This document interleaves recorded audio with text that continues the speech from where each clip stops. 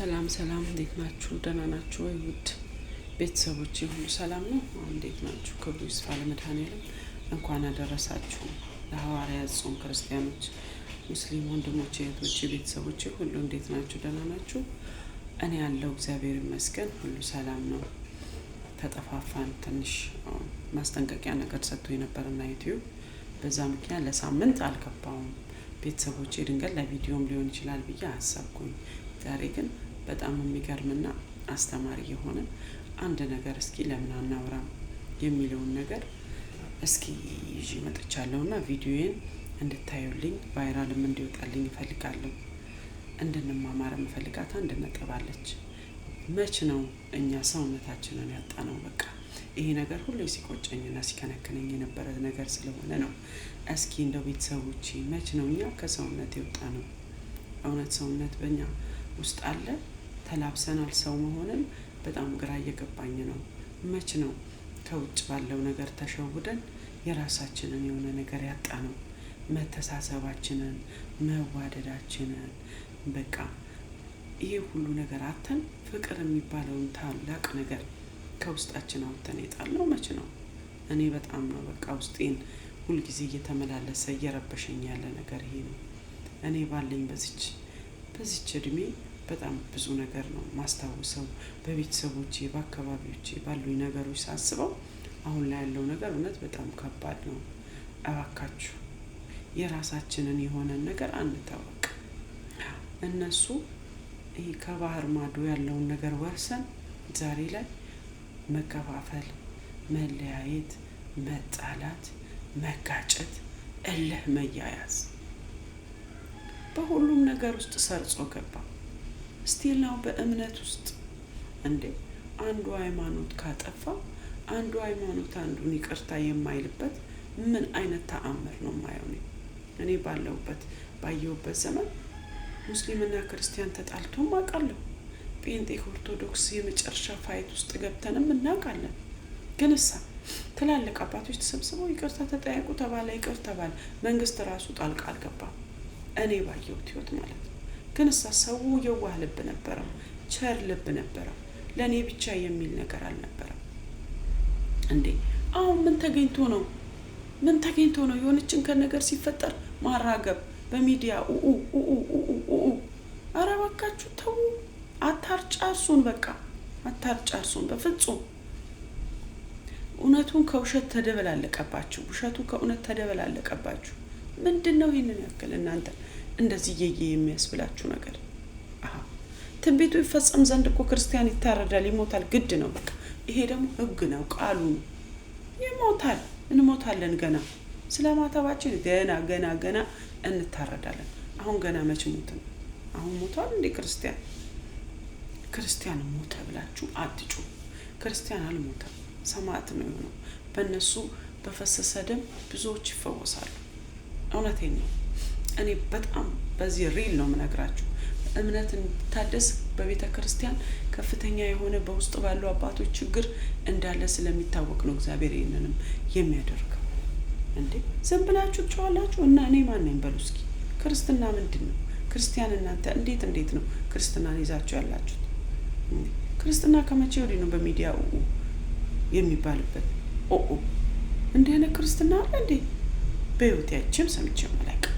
ክርስቲያን እኮ ከራስ ፀጉሩ እስከ እግር ጥፍሩ ተሸፋፍኖ እግዚአብሔርን ሲያመሰግን፣ ሲጸልይ፣ ሲለምን፣ ለህዝብ ለዓለም ሲጸልይ ነው የሚያምርበት እንጂ ተነካው ብሎ ሲጮህና ሲያብድ አያምርበትም።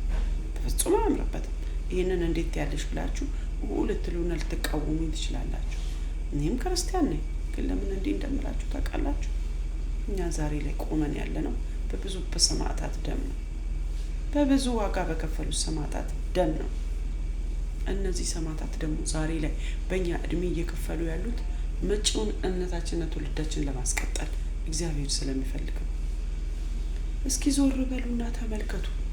እንዴ ያለፈውን የክርስትናን ህይወት የክርስትናን እምነት ተመልከቱ። በየትኛው ዓመተ ምህረት በየትኛው ዘመን ነው ክርስቲያን ያልታረደው? በየትኛው ዘመን ነው? እንዴ እንኳን አይደለኛ እኮ ይቀርና እንዴ እና ቂርቆስ እየሉጣ በሳት የተጣሉት ለምንድን ነው? እስኪ ያስባችሁ ታውቃላችሁ? ይሄንን የሁሉ ስትጫጩ እነሱ ለምንድን ነው ይሄንን የተደረጉት? በምን ጉዳይ ነው? በእግዚአብሔር ስለሚያምኑ ብቻ። በቃ ስለዚህ ተረጋጉ። ዝም ብላችሁ እየጮኻችሁ አታራብሹ። ሰው አይራበሽ። በቃ የበለጠ እምነት በእምነት ላይ እንዲነሳ አታድሩ። ተረጋጉ። በቃ ብላችሁ ወደ ውስጥ ተንፍሱ። እግዚአብሔር ይመስገን አሁን የጾም መጥቷል።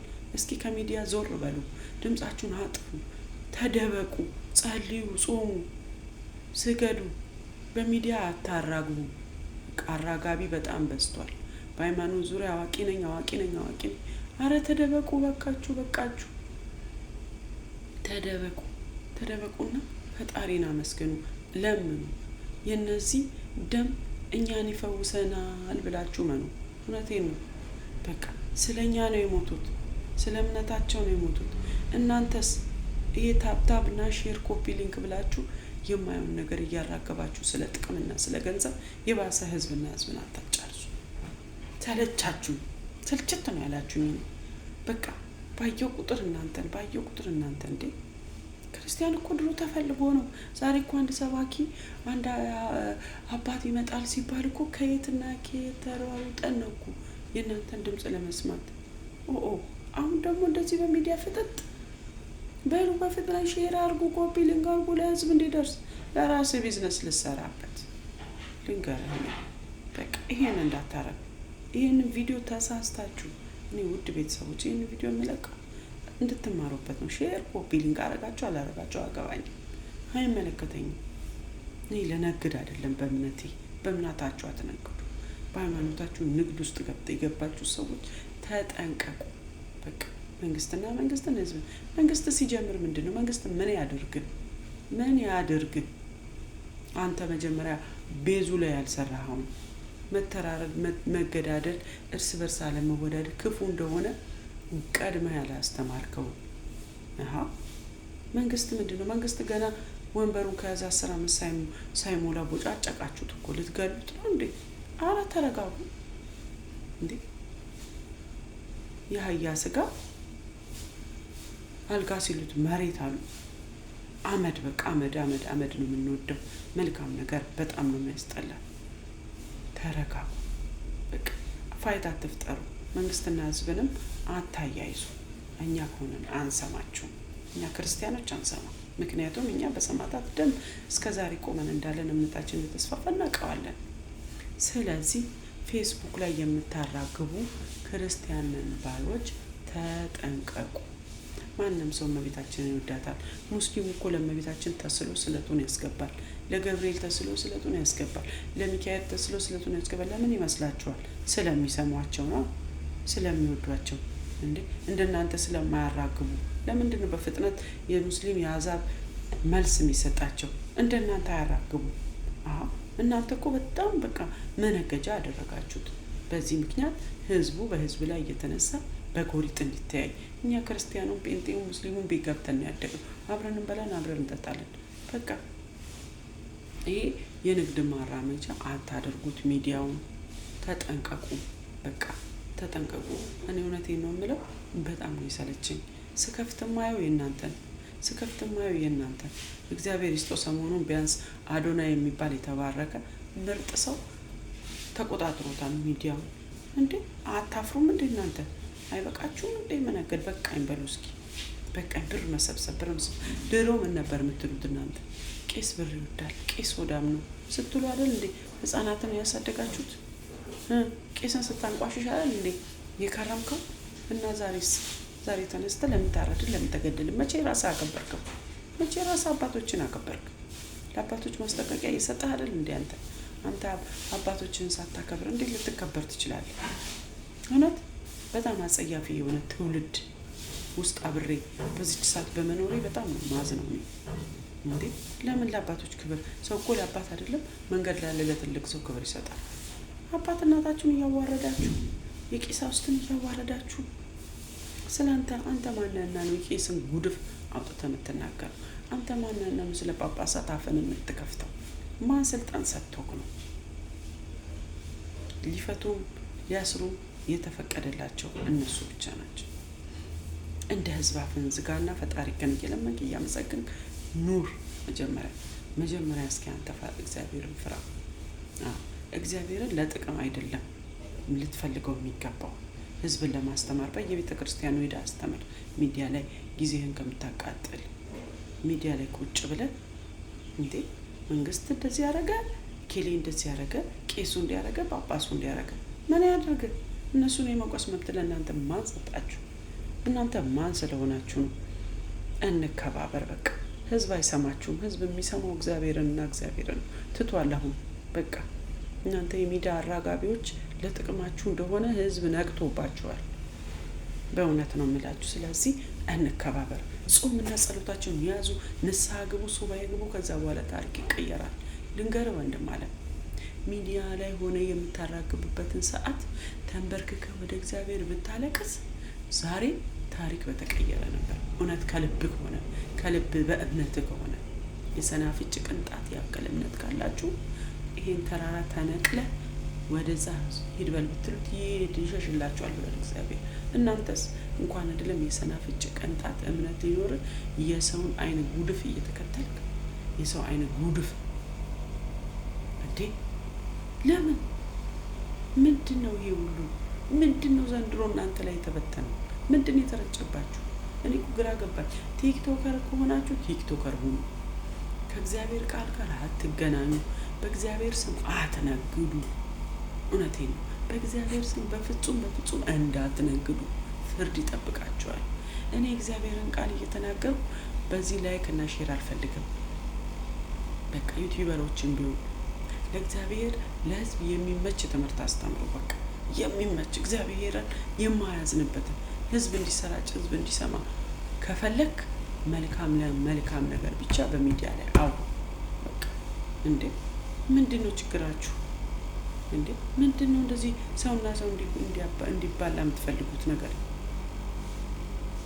አንድ ሰው እኮ ሲመረውና ሲከብደው ሊሆን ይችላል ጫካ የገባው ገዳይ የሆነው ወዶ ይመስልሃል? ገዳይ የሆነው ራሱ ወዶ ላይሆን ይችላል። ያን ገዳይ ግን ትሪት አድርገን መመለስ ማስተካከል ያለብህ ማን? የሃይማኖት ሰው ነኝ የምትል ሚዲያ ላይ ቁጭ ብለህ ወሬ የምታወራ ገንዘብ ለመልቀም። አሁን ህዝቡ ስለነቃ ተረጋጉና ጸልዩ። በቃ ጸልዩ። ጫካ ያለውም ወደ ከተማ ገብቶ እግዚአብሔርን እያመሰገነ ከህዝቡ ጋር አብሮ እንዲኖር የመንግስትን ልቦና አራርቶ መንግስትም የተረጋጋ ሰላማዊ የሆነ በሀገር ውስጥ ሰላማዊ የሆነ ህይወት እንዲሰፍን ነገሮችን እንዲያስተካክል ትዕግስተኛ እንዲሆን። ትዕግስቱን ስላስጨረሳችሁት እንግዲህ ምንም ማድረግ አልችልም። ትዕግስተኛ እንዲሆን ደግሞ እግዚአብሔር ስራው ድንቅ ስለሆነ ጸልዩ። ሲቀጥል እሱ ትዕግስተኛ ነው፣ እንደው ትዕግስተኛ ነው በእውነት እሱ ትዕግስተኛ ስለሆነና ዝም ስላለ እኮ ሄዳችሁ አይኑን በቃ ጠነቆላችሁት። በእንጨት መጠንቆል ነው የቀራችሁ አይኑ እንዴ! ኧረ ተረጋጉ። ተቃዋሚ ፓርቲዎችም ተረጋጉ። ሰው እኮ አንድ ነገር ሀሳቡን በግልጽ ይናገራል። ህዝብ ደግሞ ያንተን ሀሳብ በግልጽ የምትናገረውን ነገር ይሰማና ሀሳብ ይሰጣል። እናንተ በፍጥነት ሄዳችሁ በቃ ወንበር ላይ ለመቀመጥ በተለይ አግዳሚ ሰርተ ተቀመጥ። ምን ያስጨንቆክ ነው? ስንት ሺህ ዘመን ልትኖሩ ነው? እኔ ግራ እኮ የምትገቡ። እድሜያችሁ ስንት ነው? አሁን ያለባችሁን እድሜ አይታችኋል? እስካሁን የኖራችሁትን ነገ እስከዚህ በኋላ ስንት ዓመት እንደምትኖሩ ታውቃላችሁ? እባካችሁ ተረጋጉ። እህቶቼ ወንድሞቼ ጸልዩ። ተረጋጉ። በሃይማኖታችሁ ሙስሊም በመስጊድ ኦርቶዶክስ በክርስቲያን የትኛውም እምነት በቤተ እምነቱ እግዚአብሔርን ተረጋግቶ ድምፁን አጥፍቶ ያመስገን። በጩኸት በዝላይ በጭፈራ አይደለም እግዚአብሔር የሚመሰገነው። ስለዚህ እንረጋጋ እላችኋለሁ ውዶቼ። እግዚአብሔር በጎደለው ይህን ያስጀመረንን ጾም በሰላም ያስፈጽመን። እውነት የልቡናችንን መሻትና ትካዜ እግዚአብሔር ይሙላልን። መረጋጋት ላቃተው ትውልድ መረጋጋቱን ይስጠን።